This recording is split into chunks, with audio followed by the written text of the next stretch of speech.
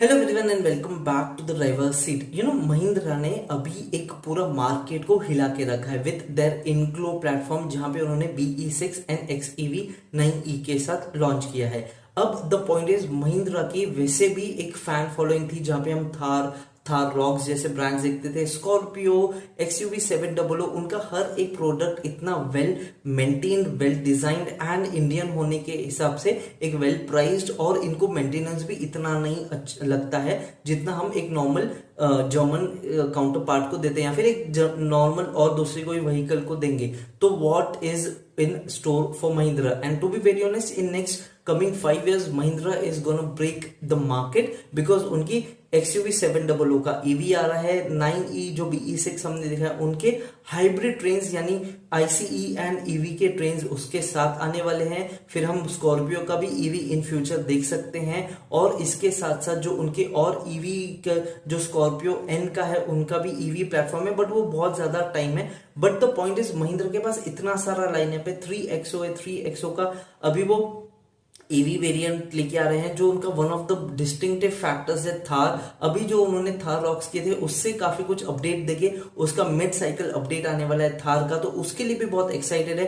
And may be possible है कि थार का हमारे को एक स्पेशल वेरिएशन या फिर ऑफ रोड वेरियंट देखने को मिलेगा, जैसे हमारे को जीप में रूबिकॉन वेरियंट देखने को मिलता है, वो भी इन प्रोडक्शन है। और if possible, finger cross, before 2030 हमारे को थार की एक ईवी रेंज भी देखने को मिलेगी, जैसे हमारे को मर्सिडीज का जी वैगन का E63 वेरिएंट देखने को मिला था, जहां पे वो जीरो टर्न या यू टर्न जो भी आप बोल दो उसको, 360 डिग्री टर्न, वो वैसे वेरिएंट्स भी हम थार में बहुत जल्दी देख सकते हैं।